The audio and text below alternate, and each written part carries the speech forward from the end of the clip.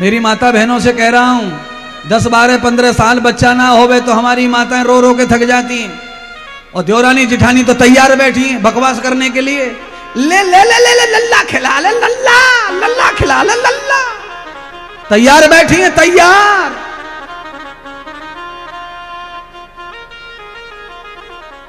बड़ा मुश्किल है समाज में रहना महिलाओं। औरत का बड़ा मरना है। बेटी हो जाए तो भी ठीक रहा, औरत पे फूटे। बच्चा ना हो तो भी ठीक रहा, औरत पे ही फूटे। और ये पैंट शर्ट पहन के घूम रहा नेता बन करके, यहाँ पे क्या, यहाँ पे कोई ठीक रहना फूट रहा। या कभी तो कुछ हिस्सेदारी होगी ना बच्चे में, इसका भी भाग जोड़ो ना। सारा का सारा मटका महिलाओं पे फूटता है। अरे मैं कहता हूं महिलाओं को बच्चे नहीं हुए, उन्हें बांझ कहने से अच्छा है कि पुरुष को बांझ कहो।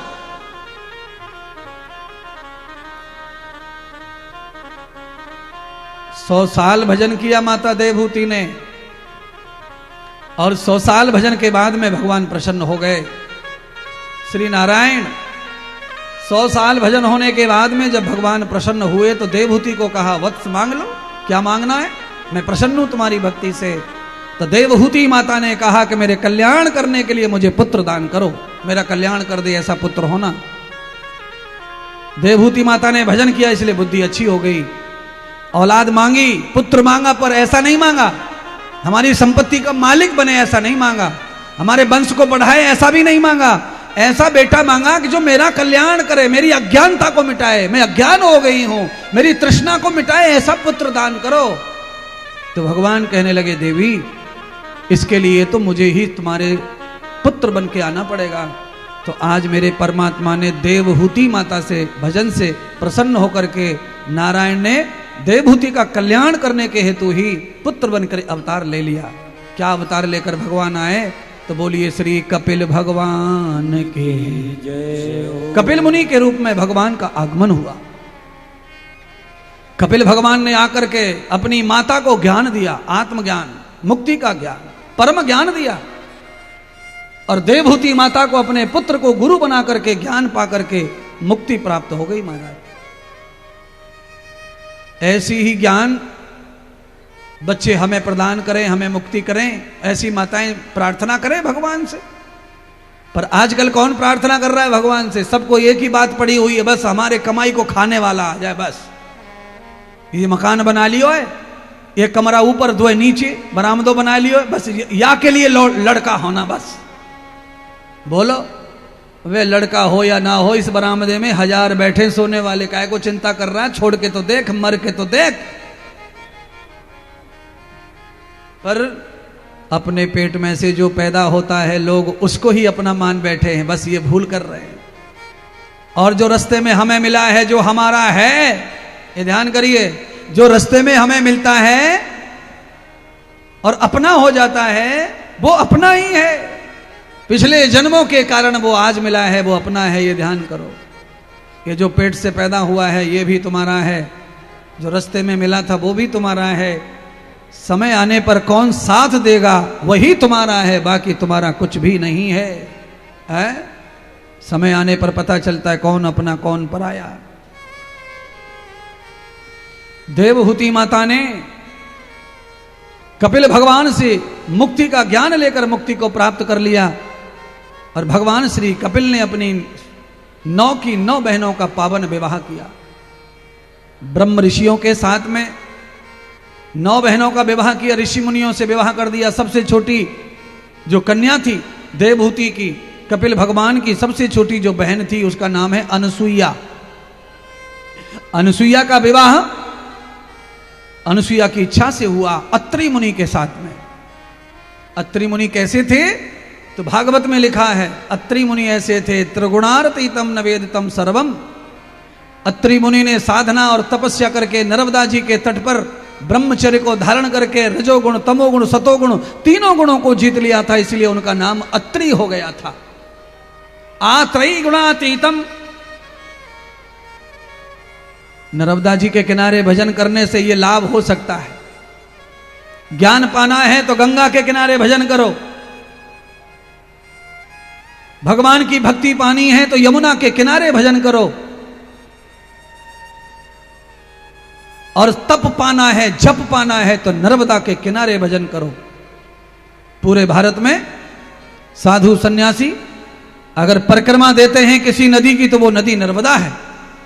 नर्मदा नर्मदा नर्मदा नर्मदा, नर और मादा दोनों को शरीर में स्थापित कर देती है। ऐसा शुद्ध जल है कि नर्मदा का जल पी करके ब्रह्मचर्य अखंड हो सकता है। ब्रह्मचर्य की रक्षा करने वाला जल है वो। सफेद चूना के पत्थरों से निकलने वाली नदी है नर्मदा। अमरकंटक से जबलपुर तक सफेद चूना और चूना से नदी बह रही है। इसीलिए चांदी जैसा पानी है, जो पीता है उसका रोग समाप्त हो जाता है। उसकी परिक्रमा लाखों साधु हमेशा देते। आज उसी परिक्रमा की कथा चल रही है। अत्रि मुनि का विवाह अनुसुईया के साथ हो गया। अत्रि मुनि के पास में रहने के लिए झोपड़ी भी नहीं थी। पति के संग चली गई अनुसुईया और जाकर के गुल्लर के पेड़ के नीचे पत्नी को बिठा दिया और उस पेड़ के नीचे बिठाकर कहा, देवी यही तुम्हारा ससुराल है और यही तुम्हारा घर और मकान है। प्राचीन काल में बरातें जो हैं पहले गांव के बाहर बगीची में आराम करती थी थोड़ा दिन। ऐसे ही नई बहू आती थी गांव में प्राचीन काल में तो उनको भी पेड़ पौधों के नीचे पहले बिठाया जाता, डायरेक्ट गांव में नहीं लिया जाता था। सारी परंपराएं चली गई, सारे समय चले गए। अब तो विवाह होने का बाद ससुराल में कोई बहू नहीं आती है, शादी से पहले ही बहू आ जाती है ससुराल में। नारियल सुपारी हो गया, लड़का पक्का हो गया, लड़का रुक गया, तभी से ही लड़की का आना जाना चालू हो जाता है ससुराल में। ये अच्छी बात नहीं है बिल्कुल, पर अब रोक भी नहीं सकते हम, तो कह ही सकते हैं कथा में ये अच्छा नहीं है। हर जगह मर्यादा चाहिए, त्याग चाहिए। जब तक पट्टा न बदल जाए, अर्थात 7 फेरे पढ़ करके लड़की पत्नी न बन जाए, तब तक उसको मत लाओ वहां अपने देवताओं के पास। हानि होगी, लाभ नहीं होगा। और प्राचीन परंपराओं का पालन अगर विवाह में होता है तो लाभ ही लाभ, लाभ ही लाभ, लाभ ही लाभ होगा। सदगुरु भगवान सूत जी कहते हैं महाराज कि अत्रि मुनि अनुसुईया को बिठा के चले गए जंगल में तप करने के लिए, लौटे ही नहीं। अनुसुईया परेशान हो गई, क्या करूं क्या ना करूं। शादी करने के बाद अकेली हूं, पति तो मेरे पहले दिन चले गए, पर मेरा सौभाग्य है कि मेरे पति भगवान के भक्त हैं, मेरा सौभाग्य कभी नहीं बिगड़ेगा। तो अनुसुईया ने पूछा मैं क्या करूं यहां बैठ करके अकेले। तब आवाज आई पति देव की, देवी परिक्रमा कर रहे साधु संतों की सेवा करो। स्त्री को कभी जंगल में ध्यान भजन करने नहीं जाना चाहिए। घर में बैठ करके जो सेवा कर लेती है संत महात्मा आचार्य ब्राह्मण सास ससुर की, उसको जंगल की तपस्या का फल सेवा से ही प्राप्त हो जाता है। क्योंकि महिला को जंगल में अकेले रहना वर्जित माना है शास्त्रों में। खुद की साधना तो बिगड़ेगी ही, बाद में ऋषि मुनियों की साधना पर भी भंग पड़ सकती है। इसीलिए महिला को 4 दीवारी में, महिला को सेवा में अपनी साधना और भजन मानना चाहिए। और इसीलिए महिला के अंदर ये लक्षण, ये गुण भगवान ने डाला है कि महिला जितनी सेवा कर सकती है बीमार और दुखारी की, उतना पुरुष नहीं कर सकता। कितनी महिलाएं ऐसी हैं संसार में जो 10-10 साल से सेवा कर रही हैं अपने पति की। पति को लकवा मार गया है, पति का नहाना धोना हिगना मुतना सब कर रही हैं, पर कोई पति में इतनी ताकत नहीं हो सकती जो अपनी पत्नी का 4 महीने भी सेवा कर ले। इसलिए एक बार हमारी माताओं के लिए ताली बजनी चाहिए, उनके धैर्य के लिए, उनके धनस के लिए, उनके कार्य के लिए। भारत माता की, जननी माता की। पुरुषों से भी प्रार्थना कर रहा हूं कि जरूरत पड़ने पर पुरुषों को भी मातृभाव से सेवा माताओं की करनी चाहिए। औरतों की जिम्मेदारी केवल इतनी है क्या कि वो तुम्हारे कपड़े धोएं, तुम्हारे बच्चे को धोएं, वो तुमको भी धोएं, वो कमरा को भी धोएं, वो गुदड़ी न्यू धोएं हैं, और तुम्हारे पापन न्यू धोएं। अब पुरुष सोच रहे होंगे महाराज पाप कैसे धोएं औरतें?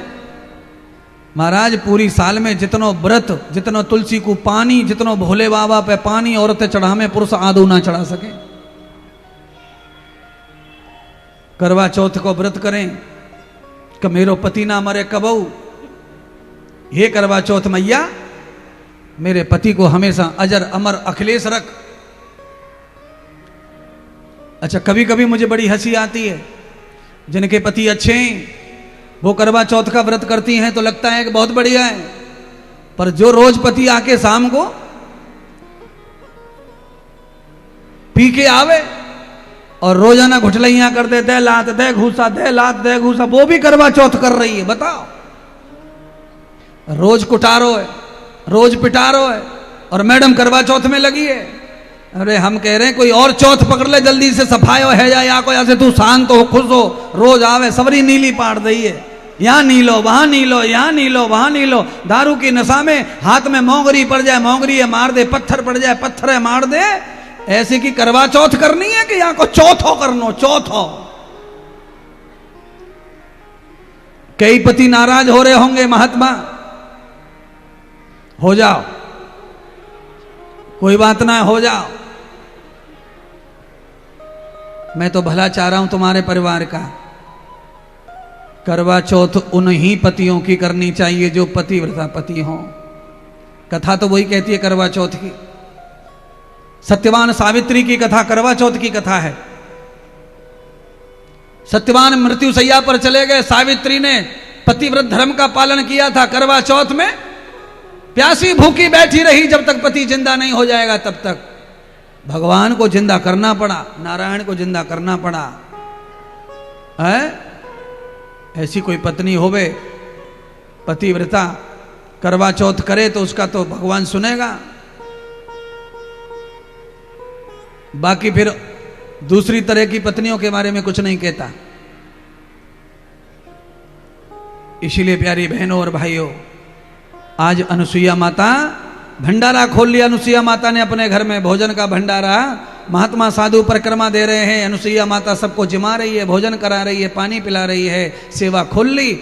आज अनुसुईया के पूरे जंगल में हल्ला मच गया। अनुसुईया के आश्रम का ऐसा भोजन मिलता है, अनुसुईया के यहाँ ऐसी रसोई होती है, उस रसोई को खाकर महात्मा संत धन्य हो जाते हैं। ऐसा लगता है साक्षात नर्मदा ने प्रसाद दिया है परिक्रमा का। परिक्रमा धन्य हो गई, परिक्रमा सफल हो गई। आज परिक्रमा करते करते, सेवा करते करते अनुसुईया माता के घर में चमत्कार हुआ कि आज ब्रह्मा जी के पुत्र नारद भी परिक्रमा करने धरती पर आए थे। वो भी परिक्रमा कर रहे थे, नारद जी भी नर्मदा की। तभी अनुसुईया माता अग्नि में, हवन कुंड में आहुति देकर भोजन लेकर खड़ी थी। बिना यज्ञ के भोजन नहीं करती थी, बिना यज्ञ के प्रसाद को बिना खिलाए खाती नहीं थी, नित्य यज्ञ करके भोजन करती थी। महाराज क्या करें, आजकल माताएं छोटे छोटे बच्चों को स्कूल भेजती हैं। सवेरे 6 बजे गाड़ी आ जावे दरवाजे पे स्कूल की, बच्चे को स्कूल भेजना है, उसको डिब्बा देना है, लंच देना है। माता सीधे बिस्तर में से उठे, आंख ने रगड़ती जावे और चीले पे 2 रोटी जल्दी से बना के चटनी चटना भर के डिब्बे में डाल के, ले बेटा खा के महाराणा प्रताप बन के आ जा।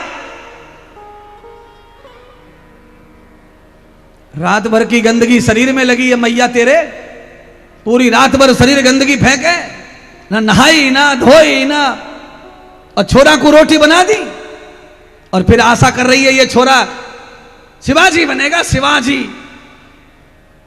नाम करेगा, नाम करेगा नाम। तूने भोजन बहुत अच्छा करवाया इसलिए नाम करेगा। इसीलिए क्या कहते हैं, सुक्खा की गड़ी वारे, सुक्खा की गड़ी वारे क्या कहे में, मना मंगना सराय वारे क्या कहे में, नेरे वारे क्या कहे में, जरा बताओ। जैसा खाएगा अन्न वैसा बनेगा मन, बस यही कहना है। इसीलिए माताओं बच्चों से कुछ चाहती हो कि अच्छा बन जाए तो नहा धोए के रोटी पकाओ, राम धुन गाय के रोटी पकाओ। गेहूं जहां से आयो, आटो जहां से आयो, नमक जहां से आयो है, वही पाप की कमाई है। ऊपर से बिना नहाए दो थप्पड़ के और धर दो।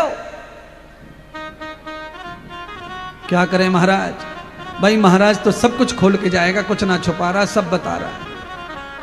क्यों ना बताऊं, प्यार जो करता हूं तुमसे, चाहता हो जो तुम्हें किसी का नुकसान नहीं होना चाहिए आने वाली भविष्य का और तुम्हारा। बुढ़ापे में तुम्हें रोटी मिलनी चाहिए, सेवा मिलनी चाहिए। जिसे तुम स्कूल भेज रहे हैं रोटी खिलाकर बनाकर अंधेरे में जगकर, वो भी तुम्हारा बुढ़ापे में ऐसे ही ख्याल रखना चाहिए, अम्मा ने खाया कि नहीं खाया।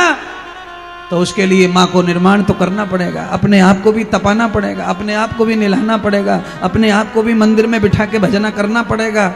जब आपके शरीर में भजन प्रवेश करेगा, नाम प्रवेश करेगा, पूजा प्रवेश करेगी, तब आपके हाथ से बनने वाली रोटी में भी भगवान प्रवेश करेगा। तब बच्चे में अन्न पते भगवान जाएंगे, तब बुद्धि अच्छी होगी भोजन से भजन से। उल्टा सीधा भर दिया खा रहा, उल्टा सीधा बुद्धि हो रही, उल्टा सीधा काम हो रहा है। नारद जी ने देसी देखा अनुसुईया को, नारद जी खड़े के खड़े रह गए। देवी प्रणाम। अनुसुईया जी ने नारद जी को देखा तो कहा, हे ब्रह्मदेव प्रणाम। दोनों के दोनों देवता आपस में एक दूसरे की छवि को देखकर धन्य हो गए महाराज। नारद जी ने ऐसी खूबसूरत नारी पहले कभी नहीं देखी थी।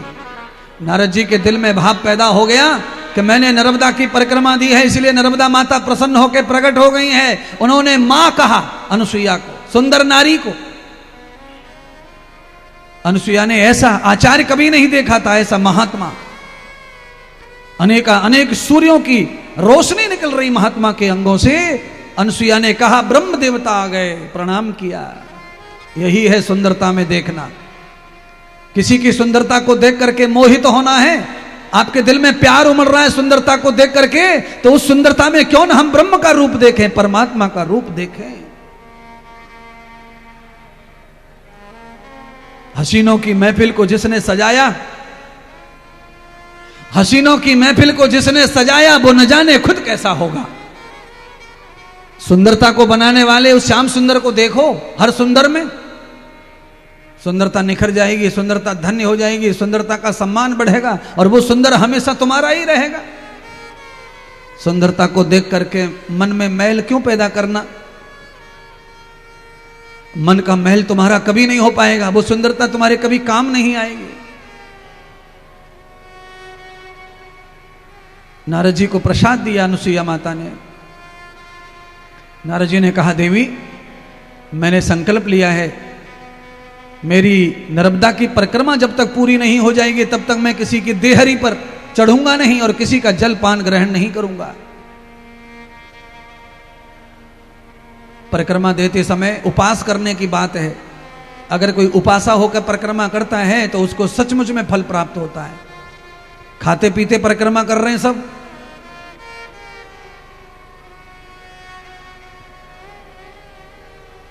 परिक्रमा भजन करते करते करने की परंपरा रही हमारे यहां। भजन गाओ और परिक्रमा करो। पर अब भजन गाने की परिक्रमा कहां है, खत्म हो गई। अब खाने पीने की है, रास्ते में कुछ खा लिया, कुछ खरीद लिया, खाते जा रहे हैं, बोलते जा रहे हैं, इसकी उसकी चुगली करते जा रहे हैं, परिक्रमा दे रहे हैं। चुगली चालू है, चाची काकी दोनों चुगली कर रही हैं और परिक्रमा दे रही है और चुगली चल रही है। क्या फायदा है परिक्रमा का, क्या होगा ऐसी परिक्रमा से। भगवान श्री सूत जी ने शौनक जी को कहा, नारद जी प्रसाद तो ले लिए अनुसुईया का, पर खाया नहीं। लेकर के प्रसाद को परिक्रमा पूरी करके भगवान अपने धाम चले गए। और भगवान नारद उस समय कहाँ रहते थे, नारायण के यहाँ, लक्ष्मी जी के यहाँ, वहां पहुंच गए। लक्ष्मी ने नारद जी को देखा कि धरती से लौट के आए, परिक्रमा करके स्वागत किया अपने पुत्र का।